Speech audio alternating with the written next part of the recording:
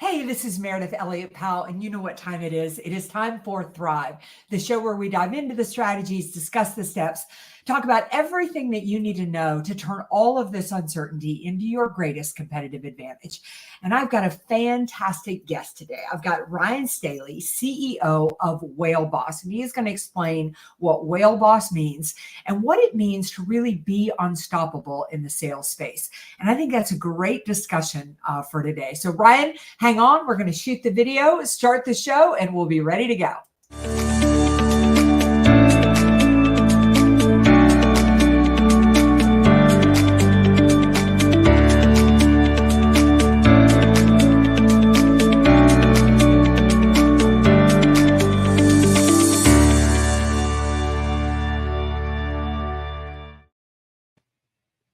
Again, welcome back to Thrive. I'm Meridith Elliott Powell, your host.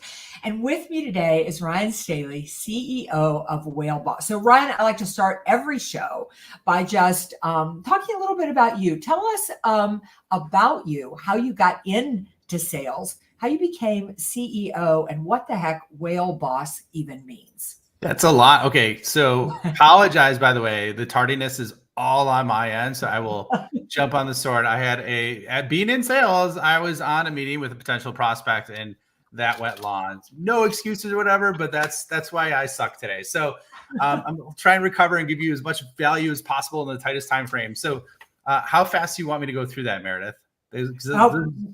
You are good to go. Just kind of give us the background. Okay. So yeah, super quick.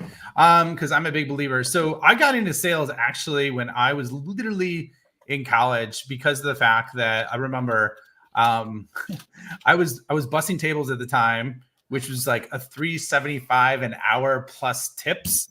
If the waitresses gave you the tip. Yeah, if you did, which they did. They were really solid at that, right? But I literally saw a sign as I was driving where it's like $17 an hour, apply here. And I'm like, I was a sucker. I'm like, this is going to be amazing, right? And this was like 20 something years ago. So this wasn't like yesterday, right? So I'm like, oh, this is amazing. Minimum wages, whatever, $6-7. I'm like, I'm going to go for it. And then I went to it and it was a pitch to sell Cutco knives, right? Oh. Needless to say, my parents would not let me do that because they thought they did not want me just pitching their friends relentlessly. So I eventually got a door-to-door job to kick off sales, selling basically advertising. And then it shifted to inside sales, like where I had to work in essentially like a boiler room on all commission to start my job. And then I went from like mid-market outside to enterprise. And then same thing from a leadership perspective, turned around an underperforming office, started an enterprise group, grew that from 0 to 30 million in ARR in like 5.5 years with 4 salespeople. Basically left that right at the peak start of COVID, started my own company and have been helping companies deploy those elements to their business. And then right now, in terms of an unstoppable perspective, I've been absolutely obsessed with integrating AI into what sales does with their job. And the reason for that is because I have always had to do more with less. I have never had VC funding or tons of capital at my disposal. So I always had to find a way just to make it happen with little or no resources. And then I started using this because on my podcast, I was interviewing the CEO of Wistia, a guy named Chris Savage. And he's like, hey, have you tried Dolly before? And this was in like November or October of 22. And I'm like, no. So I tried it with my daughter that weekend. We were messing around with it, my son as well. We're like, this is kind of cool, but wasn't there yet, right? And then next thing you know, ChatGPT came out. I had access to it like as soon as it came out. I asked it one single question that literally petrified me to my core, as well as excited me at the same time, because all that experience that I just told you about, it basically gave me an answer to one single question that got 95% of the knowledge from that experience just with a single question. And I'm like, I got to lean into this. Otherwise, I'm going to get run over by it. And so that's kind of where I'm at today, is helping companies deploy that in their business, specifically for sales, professional sales teams, so that they can become superhuman in the process. How receptive do you, the funny thing I think about sales, so I've been in sales for, over 30 years. And I think one of the most interesting thing about sales professionals, and I feel like that's a nice way to put it, is that we're thought of as being cutting edge, of being innovative, but we're usually the last to embrace new things. Yeah. I mean, when COVID hit, most salespeople had never sold online for years, even though Zoom platforms and things like that had been around, forever. So how receptive are you seeing people to AI and integrating it into the sales process? Yeah. So here's what I would say is like AI is an overused buzzword right now. Like everything is AI. And so there's a lot of noise. So that's why I've kind of like narrowed it down to AI skills enablement. And like people are hyper receptive to it. Specifically revenue leaders, I think, are more receptive to it than basically the teams. And not that the teams aren't receptive to it. It's just, it's not even on their radar as much, but the leaders are like, I got to focus on this. And the reason why I think there's such a big interest in it is because of the outcomes that it creates. Okay. If you really, really know how to do it. And so what I mean by that is there's effectively ways where you could take something simple, like let's say I'll give you one of the most simple examples. Say account research. Okay. You have a big company, you have account research, and normally that would take, to look through the annual report, the letter from the CEO, the 10K, that would take something like a half hour to do, right? Mm-hmm. You can literally type in one command and have it done for you in less than a minute now. Okay. So there's micro productivity gains like that. And then at the same time, there's like, I literally just walked through this, but there's a process that I use to double our deal size every single year for 5 years. And so one of the things I did is I'm like, I got to figure out how I could use this with ChatGPT and with the data analysis tool. So I figured that out, was just showing a revenue leader how you can literally do that in a couple minutes as well. And that was like a process that took me 5 hours to do manually, right? So there's things like that that are just mind blowing. And that's just on the time aspect. That's not even talking about like giving you skills that you don't have or even knowledge or strategy that you don't have. And that's where it gets to be mind blowing from my perspective. So here I am, let's assume that I'm a listener today and I've never used AI and I've never used AI in my sales process. Where do I start? Where do I begin? What are some early suggestions that you have for people? Yeah, super. Okay. So I get asked this question all the time, right? Because it's always, people are always like, how do I get started? What do I do? I've played with it. I haven't gotten the great results, right? So one of the simplest things you could do, and this is for anybody, you don't even have to be in sales, but all you have to do is literally take, like how often do people use Google on a daily basis for something, right? It's a lot, right? So all you have to do is replace one of those actions for 15 minutes a day and use ChatGPT, right? Or use Bard or Perplexity. Bard and Perplexity are really good, Perplexity in particular for real-time research. So let's use that as an example. Just use one of those tools for 15 minutes instead of using Google, use ChatGPT instead, or Bard or Perplexity, and then keep doing that on a day-to-day basis. And then before you know it, you'll start to understand like how it works and how to use it. So that's step one. Step two is like, I have so much content out there that I'm starting to create just to enable the sales universe in this, or there's other people that create content as well, mine specific for the sales profession. Just check out a couple of my posts or cheat sheets that I have. And like, you'll be blown away with how easy it is once you start using it. And then what happens is you start innovating on top of it. You're like, I could use it for this, or I could use it for that. And that's when people's minds get blown.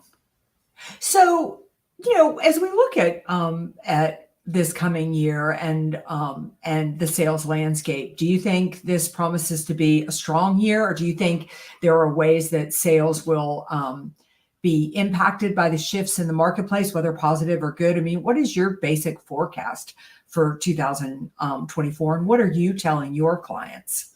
Well, you can just tell by the emotional feeling that people are reacting in, right? Like optimism is turning around, what I'm seeing. And then at the same time, I'm talking to like CROs. Like I just talked to one of a $250 million company yesterday. And he's like, we had a really great year last year. It was really, really tough, but now they want us to do it again this year. And so I'm hearing a lot of optimism this year, specifically because interest rates are supposed to be cut again. Right. And so like, there's areas like that, a lot of good leading indicators that I think the overall difference in feeling is way different than it was at this time last year. And so I think that's good. However, like one of the things that I would do is like, you're starting to see pockets of this. I don't know if you Meredith, did you see the example that IBM, they're like, we're going to have 8,000 less jobs because of AI. There's rumors, and I don't know if it's been completed, that Google would lay off 30,000 employees because they've automated a lot of the function that they had salespeople doing. And there's other areas like that where I think you have an opportunity to really like be one of those people that could 2x what you do or get lapped by people that are doing this. So it's like, it's kind of like, there are going to be winners and losers. I think like software company leaders they'll come on a podcast like, oh yeah, nobody's going to get fired. You're not going to get replaced by AI. It's just by someone using AI, right? Like how many times have we heard that? Which there's elements of truth to that, but at the same time, there are pieces where AI is going to replace folks and what they're doing. So it's like, I would run towards it instead of ignore it, because if you don't, you're at massive, massive risk for getting replaced by someone or something that's using it. Yeah. Actually, I heard the statistic this morning, the tech sector, I think is down 25,000 jobs they've had laid off. So far this year, but and we're just really into it. So there's a couple of things. I love the fact that you're saying, just lean into it, play around a little bit, that you don't necessarily have to have figured it out or even make sure that you know how to use it. Years and years ago, maybe before some of our listeners were even out of grade school, when social media really started to first come out, I went to listen to a speaker, and I'll never forget what he said. Somebody raised their hand and said, "Isn't this all a waste of my time?" And the speaker said, "Absolutely. It's a complete waste of your time, except for the fact if you don't start to dabble with it now, it will become mainstream and you'll be so far behind that you won't be able to catch up." And I've never forgotten that. And I guess what you're saying is AI is a little bit like, maybe you don't have to have the exact answers of how you use it, but to begin to fool around with it a little bit would probably be a smart idea. Well, I think you got to take it further than that. I mean, even if you look at it, you could be one of those people that is a laggard, or you could be a leader, right? And so one of the things that I've seen, and Amazon released this, like an AI skills report. This was in November of last year. They surveyed close to 1,400 companies, and then I think it was almost 4,000 people within that study. So it was a good sample size, right? Mm-hmm. And they asked a lot of different questions about the value that companies and company leadership had in terms of AI skill enablement. And, the interesting thing, Meredith, was that they were willing to pay. First of all, employers, I think it was 83% of them didn't know how to enable their employees with it. That's one. Wow. And 79% of employees didn't know where to get resources for it, which is part of the reason why I created the program I did. I have an accelerator to help people that literally you can go from 0 to like 100 in like 2 hours, right? Yeah. Taking it with a prompt library. But anyways, outside of that, like the other thing that really struck me is in there is because there was such a shortage of people with skills, it said that most people think it was only tech people that they would pay more to, but actually the second level of jobs that they would pay more to in terms of the percentage increase was sales and marketing. And so they said that they would pay 43% more to someone that had AI skills in sales or marketing than they didn't, right? So that's like a huge raise you could instantly give yourself if you just jump on it versus just kind of like play with it, right? Right. And I'm always looking at the opportunity, right, of like what's possible and where, how we could do things. So anyway. How do you see it? Sorry, there's my puppy dog. How do you see AI changing the sales role? Like what does that mean? If I'm a sales professional, what skills will I still be doing as my area of expertise, and what will I lean into AI to do? Yeah. Okay. Great question. Okay. So I look at it kind of in two buckets. And so the first one is time arbitrage. So you have micro productivity tasks, like I talked about with the research, where something that would take a half hour, you could do in a couple minutes, and you might do that, 4 or 5 times a week, right? So you trim off multiple hours a week just from something like that. That's one capability. The next one that you have is more like a deep work project. So let's say I'm a revenue leader and I need to build out my go-to-market function that I'm adjusting. You could do that all the way from this is the outcome I want to this is how I manage the team to this is the comp structure to this is the tech stack to this is a job description. You could do that in 20 minutes if you know how to do it, right? Okay. In the past, doing all that manually would have taken 8 hours. So there's strategic elements like that you arbitrage with time. And then there's more batch processes like big bulk, like let's say content creation or other areas where if you batch those, you could do those in an hour, which previously might have taken 8 hours, right? So that's more on the time side. Then the other thing that people aren't really talking about a lot that I'm seeing is there's enablers in terms of like strategic thinking that like I could tell, like, for example, I could have the CEO of Y Combinator, Gary Tan, as my personal advisor on building a startup and creating a go-to-market function if I call the AI to do that. And so what it'll do is it'll give me the ability to jump inside someone else's mind and then customize it for me in terms of the information that I need, right? So there's that aspect of it. There's also skill acquisition. And I look at that through the realm of like basically reading a book, having a book summarized in 1 page, and then being able to chat with just the chapter you want and basically fully upskilling yourself on that within, literally like 20 minutes. Right. And then there's also other capabilities. So if I had to break it down in like an acronym, which is I do, is time, execution, acumen, knowledge, and then skills. Right. Okay. As I break it down. So do you see most companies adopting AI and then helping their sales teams get there? Or are you finding sales teams are having to take this initiative on their own?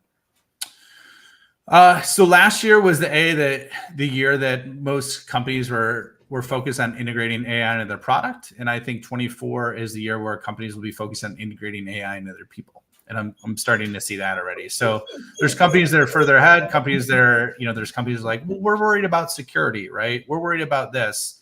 And like we've had 8 years of basically innovation happen over the last 4 months. And so I think like there's more and more companies that are really, really accelerating the interest because they know if they don't, they're going to get left behind those that do. And that's kind of a scary place to be because you have people working at 2 to 3x that yours are, even if they're less skilled. That's where things get really, really wild. And it's unlike anything we've ever seen in our entire lifetime before.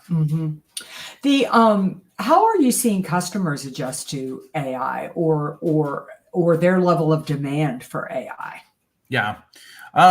It depends. Like, are you talking on when you say customers, are you talking like, can you be more specific? Like what like I've got a client that is woefully behind when it comes to pretty much technology in general, but AI. They're in one of those industries, and I know that you probably work in those industries that are heavily regulated.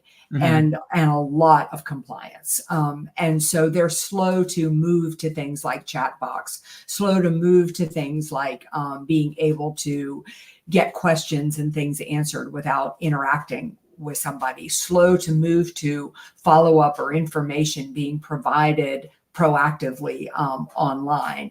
And in my opinion, I think that they're getting to a point that they're going to be really left behind because the customer, we have an expectation of that. Yeah. Are you talking about like when you go to a doctor's office, you have to keep filling out the same damn form? Oh yeah. That's one of them too. Like a paper form, like you're like, come on, you like had me fill all this. Anyways, don't get me started. So or somebody asking me for a fax. Yeah, it's true. So I think like there's different verticals that are definitely further ahead than others. Like the complexity of healthcare and the requirements of like HIPAA and other areas like that can make it challenging. However, like there's different solutions that have higher level of security that are basically built and catered to those areas. And so I think like, you like whoever it is, and I don't say this about anything. I've never been always like a tech leader. I was just so blown away with, I was always one of those people. I was too busy trying to hit my number that I didn't focus on the newest in tech. Yeah. And then, once I was helping other companies do this, I'm like, this needs to be my number one priority because of like the advantage. So I think a lot of companies, some companies are missing the mark on it and they're lagging. And I think, however, what I'm seeing is there is a lot of demand for it right now. So people are finally like kind of waking up to this whole side of it, is what I would say. Yeah, I would agree. I think that, it's interesting. I'm almost irritated anymore when I go onto a website and they don't have a chat box, but then I can be very, very irritated by the chat box in general. I mean, the thing is that I had one the other day that just wouldn't let me get to a person, and I was so frustrated by it. Yeah. They could not help me, and I was so frustrated by it. Yeah, there's negatives like that too, right? Where, deploying things like that, like you heard about, I don't know if you heard about it, but the car dealership sold the car for like $1 through the chat bot or whatever. The chat bot said it would sell the car for $1. Like there's stuff like that where you do have to take the right precautions. So it's like, move fast, but don't be stupid. You know what I mean? I mean, I always remind people that, AI has really just become mainstream. I know it's been around for a while, but it's really just become mainstream in the last, year, maybe two, and it has moved like white lightning. So naturally it has kinks in it, right? I mean, anything kind of new into the marketplace will definitely, take a little bit of time to work the kinks out, but the upside is far better. I personally, one of the main ways that I use it is that I prep for client calls with it. It's how I do research on, companies. And I'll say things like, if you were doing a sales call in this industry, what do you think the biggest pain points are? What would you ask? And some of it is silly. I mean, some of the things I get back aren't useful, but a lot of it is really, incredibly, it helps me find information far faster than I would be able to find it on my own, and organize it. Exactly. Yeah. Exactly. Yeah. It's hard to believe, but we are about at the end of this podcast. And I always like to close out with two questions. You can answer them either way. The one is, how do people find you, find out more about you, find out more about AI? I know you've got a podcast and you write quite a bit on this subject. And then, as we look into this, podcast is focused on thriving in uncertainty. We are living in a time when there is more happening outside of your organization than inside it that can impact your ability to be successful. So what is your biggest piece of advice to any entrepreneur or sales professional who's listening today on the top areas where they need to focus to really turn 2024 into their best year on record? Okay. Yeah. Great questions, Meridith. So where they could find me, my website is ryanstaley.io, Staley, and my podcast is the Scale Up Show. So if you like audible pieces to listen to, it's on there, and there's tons of content on my website that you have access to as well. So, and cheat sheets, like with all this AI stuff that we're talking about. In terms of the uncertainty aspect of what you're doing and how to kind of approach it, is I think like we're at a unique point in time, and there's been patterns to this. There was the Industrial Revolution, the PC computing area, mobile and social media. And this is the next one. This is AI, right? And this has happened faster and bigger than any other of those changes that we've talked about. And so to thrive in uncertainty, kind of like what you're talking about with this, is just use the damn thing and make it a priority. Like, this is so simple. If you make it a priority to understand it, incorporate it with what you're doing it and what you're doing it with well, you will be ahead of 99% of everybody else out there. I mean, I've even talked to like presidents of $350 million companies that never used ChatGPT before. I've never used. Yeah, I've been on it. So there's opportunity, even if you're just starting today when you listen to this. And so I would say, take advantage of this. Don't wait. It's the equivalent of buying Amazon stock at $1 right now, right? So you could do that, or you could just miss the opportunity. It's up to you. But I hope you do take it up, because it could be life-changing if you do. Excellent. Thank you so much for joining us today. Thank you so much for enlightening us on such an important subject. And, I feel like we have just scratched the surface. I want to reserve the right to bring you back on maybe 6 months to a year from now, kind of see what has advanced and what has changed. And we'll dive a little bit deeper into this topic. And thank you to all of you for listening today. Join us right back here next week for another episode of Thrive, the show where we dive into the strategies, discuss the steps, everything that you need to know. We are on one mission on this show, and that is to help you turn uncertainty Start to control all the change in the marketplace into your greatest opportunity. We'll see you next week.